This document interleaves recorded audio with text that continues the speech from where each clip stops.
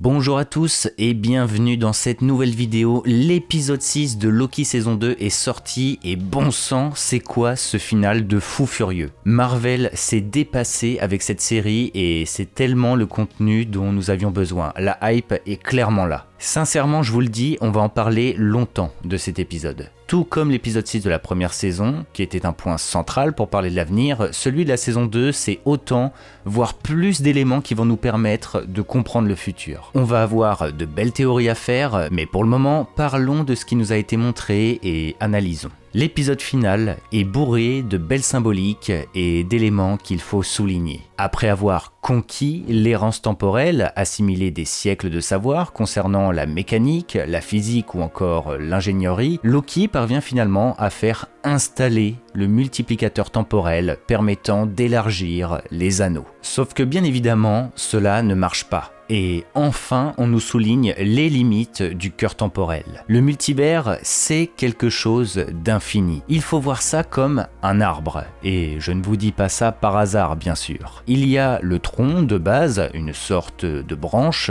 qui va donner naissance à d'autres branches, qui elles-mêmes donneront naissance à d'autres branches, et ainsi de suite. Multivers rime avec expansion. La solution n'est donc pas là, et cela va résulter à une scène plus qu'incroyable, et que l'on attendait tous une discussion avec celui qui demeure. Sincèrement, la scène est ouf, et actuellement, je trouve que rien n'a rendu le personnage de Kang le Conquérant aussi flippant et au-delà des autres que dans cet épisode final. Comme nous l'avions dit un peu plus tôt, nous ne pouvons pas gérer le multivers et son concept d'infinité. Par conséquent, nous faisons face à la révélation dont nous avions besoin. Le cœur temporel protège simplement le flux temporel sacré. Et lorsque nous atteignons la surcharge à cause des autres branches, celui-ci élague les branches superflues, permettant de conserver ce qu'a établi celui qui demeure, mais au prix du TVA. Par conséquent, c'est comme on l'avait dit dans les précédentes vidéos, soit on conserve ce qui est établi, on protège le flux temporel sacré, on interfère dans l'histoire, on élague les branches et par conséquent on reste sécurisé dans cette prison créée par celui qui demeure, ou bien tout est annihilé à cause de ces variants, à cause des incursions sans fin qui engendrera la fin de tout ce qui existe. Et c'est bien ça le problème, soit c'est la prison,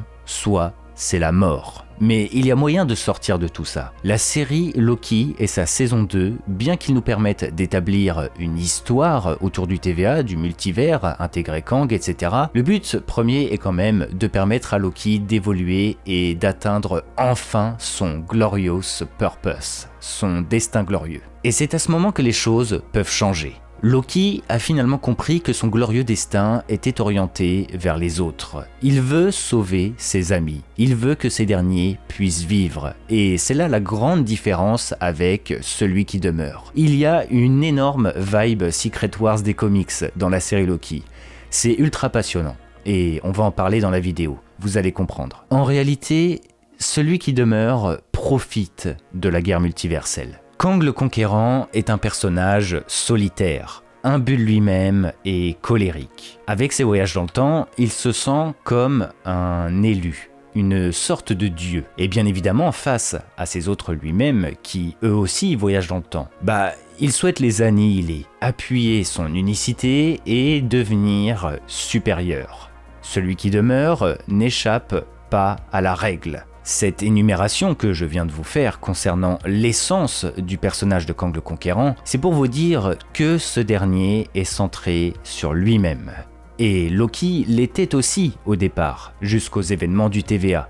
Loki était orienté sur lui-même, sur son glorieux destin, sur le trône qu'il mérite d'avoir. Et c'est là la particularité dont nous faisons face concernant celui qui demeure. Il profite de sa victoire dans la guerre multiverselle pour être le seul et l'unique. Il a établi son petit royaume, comme le dit Loki, où il est sur le trône qu'il a mérité grâce à ses choix. Tout a été designé pour que He Who Remains soit l'être contrôlant le temps à la fin. Il n'est pas du tout en train de se sacrifier comme Loki pour permettre au multivers d'exister et laisser les gens mener la vie qu'ils souhaitent, ainsi que les protéger de ces variants, pas vraiment. Il essaye de nous faire croire qu'il protège en empêchant la naissance d'autres branches. Mais en réalité, comme le dit Loki, For me or for you?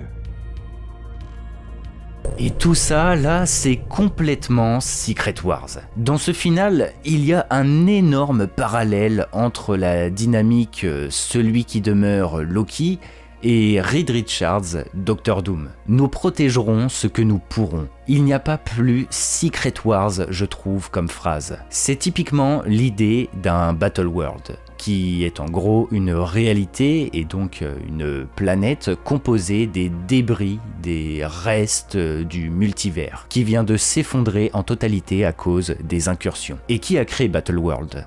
Doctor Doom, qui a réussi à sauver des millions de personnes grâce à son action. Sauf que, tout comme celui qui demeure, il est accroché à son titre d'empereur dieu. Battleworld est un monde à son image, un monde tourné autour de lui-même. C'est son royaume, il n'a laissé le choix à personne. Et chacun doit lui obéir et suivre un rôle imposé par ce dernier. Même si, voilà, l'initiative, à la base, fut quand même de sauver le multivers. De l'autre côté, nous avons un Loki qui vient d'atteindre son pic de développement, nous proposant l'une des scènes les plus phénoménales de tout le MCU. Loki est bien loin de ce qu'il était à ses premières apparitions dans le MCU. Suite à ses aventures dans le TVA et la découverte d'éléments qui le dépassent complètement, il a appris et s'est rendu compte qu'il ne voulait pas être seul. Et plus que ça encore, il souhaite sauver ses amis qui sont prisonniers du destin funeste imposé par les travaux de celui qui demeure. Après une magnifique scène où Loki s'entretient avec Mobius, une scène très intelligente car elle est issue de l'épisode 1 saison 1 et vient répondre à l'épisode 6 saison 2, soit en gros le début et la fin de la série, toujours ce concept de boucle, et quand on comprend implicitement que cette scène permet à Loki de dire au revoir à Mobius qui était son partenaire, alors que c'est en soi leur première rencontre, bref, je me répète, mais la série est juste incroyable. Loki comprend que glorieux destin rime plutôt avec fardeau, surtout quand on est lié désormais à des concepts qui dépassent l'entendement. Au passage, cette scène nous permet de comprendre pourquoi Mobius n'est finalement qu'un simple analyste à l'humeur grisonnante, puisqu'à cause de sa peur et de son inaction face aux choix douloureux, le TVA a subi de grandes pertes.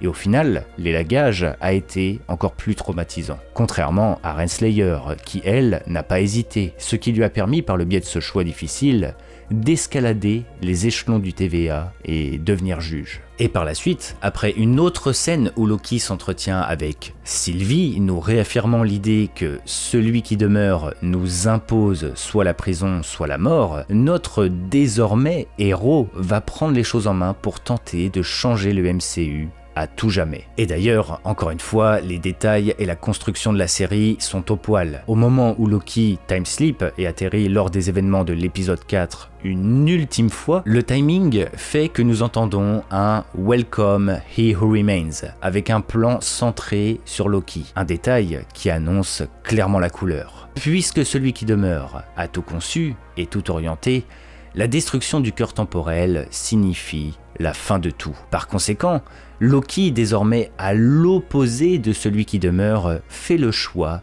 de se sacrifier. Comme le dit Sylvie, il nous offre une chance. Loki, par le biais de ses pouvoirs et de sa magie, détruit le cœur temporel, part à la fin des temps et permet au multivers d'exister. Il est parti s'isoler avec les branches du multivers pour les maintenir en vie. Loki sacrifie sa propre existence pour permettre aux autres de vivre.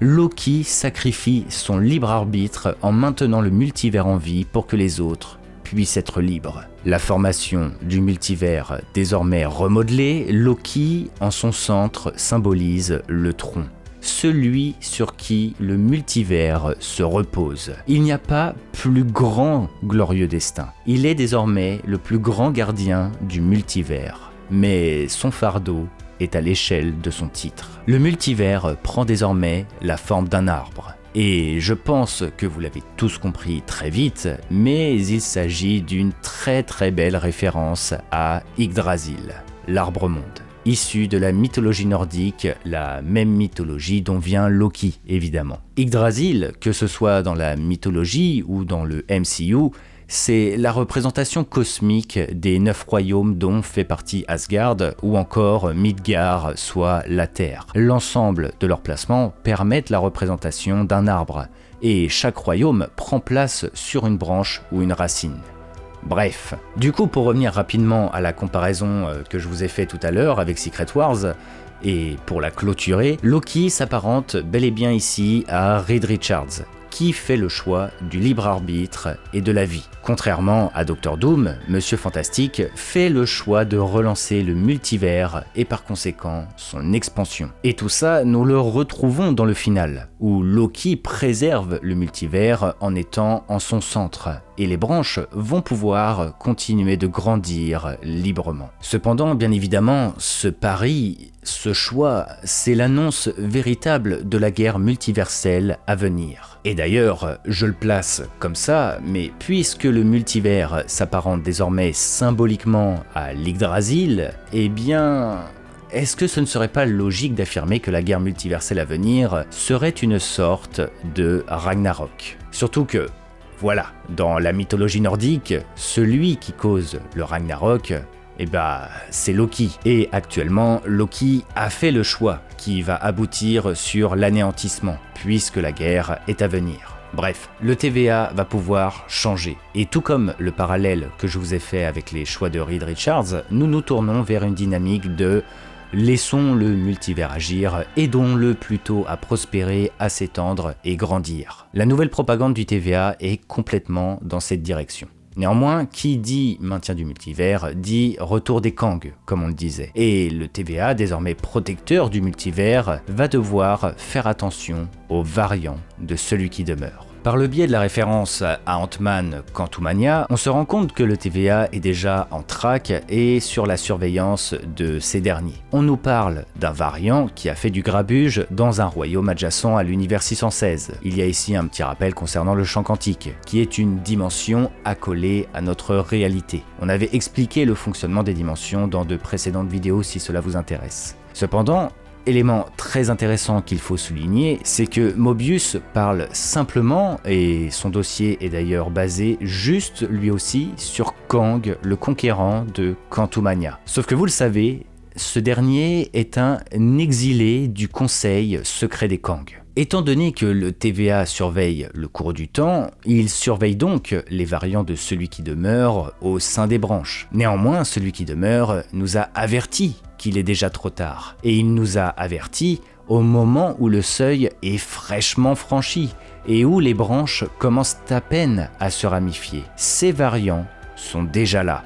Et le fait que Mobius et le TVA se soient simplement concentrés sur Kang de Quantumania nous révèle qu'il ne semble pas savoir pour le conseil Cross-Time des Kang. Et c'est plutôt logique, car en soi il serait déjà intervenu face à une telle menace. Ce rassemblement est hors du temps, hors des branches. Ils ne peuvent pas être détectés par le TVA. Mais de l'autre côté, c'est pareil aussi pour eux, pour le conseil des Kang. Ils ne savent pas pour le TVA. Personne ne le sait. Et c'est là que la véritable guerre va pouvoir commencer. Et si la scène post-générique de Quantumania faisait référence à la fin de Loki, saison 2. Loki a laissé celui qui demeure mourir. Il a détruit le cœur temporel et s'est isolé à la fin des temps en remodelant la formation des branches du multivers. Immortus, associé à Ramatout et ce qui semble être le Scarlet Centurion, nous a dit il commence à toucher le multivers. Et donc que c'est une menace pour ce que les Kang ont bâti. Il convoque donc l'entièreté de leurs variants pour commencer la guerre. Immortus ne ferait-il pas référence ici aux actions de Loki? Car, par déduction, c'est la première fois que le multivers est autant touché, entre guillemets. Loki veut changer les choses et donner une chance à ses amis de réussir. Il vient donc de toucher au multivers pour cette cause. À partir de là, du coup, le TVA va commencer à détecter quelque chose d'anormal, puisque tous les variants ont été convoqués et ramenés par Immortus, Ramatout et Scarlet Centurion, qui étaient dans l'ombre depuis toujours. Et pour aller rapidement plus loin, est-ce qu'à partir de ce moment où le TVA va être témoin de l'ampleur de la menace, est-ce que ce ne serait pas du coup l'avènement de Deadpool 3, avec, à son terme, la formation, pourquoi pas, d'une team de super-héros du multivers, comme il avait été fait mention dans quelques news. Nous aurons clairement l'occasion d'en reparler. Il y a à partir de maintenant moyen de faire beaucoup de belles théories. Mais pour le moment, j'aimerais conclure sur une petite précision et qui est présente d'ailleurs dans Loki saison 2. J'aime beaucoup le respect apporté au lore de Marvel. En fait, l'un des principes fondamentaux concernant le multivers, c'est qu'il est naturel. Et c'est pareil dans les comics. On retrouve complètement tout ça dans Secret Wars notamment, et la série Loki met bien en place tout ça. L'existence, l'univers, le temps, la naissance d'autres branches, tout ça fait partie du tout. C'est quelque chose de normal. C'est comme ça que fonctionne le monde de Marvel. En revanche, ce qui va dénaturer le multivers, ce sont les actions des êtres qui en font partie. Et pour ça, on ramène le concept d'incursion. Les incursions, c'est une réaction naturelle du multivers, à force de l'expérimenter, de jouer avec, le chambouler avec des voyages, des changements de réalité, modifier le cours de l'histoire, etc. Et j'aime, je dirais même j'adore que Loki saison 2 établisse bien tout ça. Loki épouse l'idée que le multivers puisse exister, s'étendre et être en expansion sans s'arrêter. Mobius et Sylvie, à la fin, nous démontrent aussi d'ailleurs cette idée, ayant désormais leur propre libre arbitre. Et d'ailleurs, il n'y a pas plus belle déclaration d'amour de la part de Loki que de donner à Sylvie le libre arbitre. Et de l'autre côté, quelle tragédie par contre concernant Mobius, car Loki était tout pour lui, c'était ce qui l'animait, et c'était le cas dès la première saison. Bref, je pense que nous arrivons à la fin de la vidéo. Alors je suis désolé, j'ai peut-être été un peu fouillis pour le moment, il y a tellement de choses à dire concernant ce final, concernant Loki. Je pourrais en parler pendant des heures. Mais voilà, je pense que pour le moment, c'est largement suffisant. On se réserve pour de prochaines vidéos. J'ai vraiment envie de lire vos ressentis en commentaire. N'hésitez pas à nous partager vos avis. C'est clairement dans ces moments-là qu'il faut le faire. N'oubliez pas d'ailleurs non plus le petit pouce bleu et surtout, n'hésitez pas à vous abonner à la chaîne, évidemment. On se retrouve très prochainement, que le Lionheart soit avec vous les amis. Merci à la série Loki d'exister. Allez, ciao tout le monde.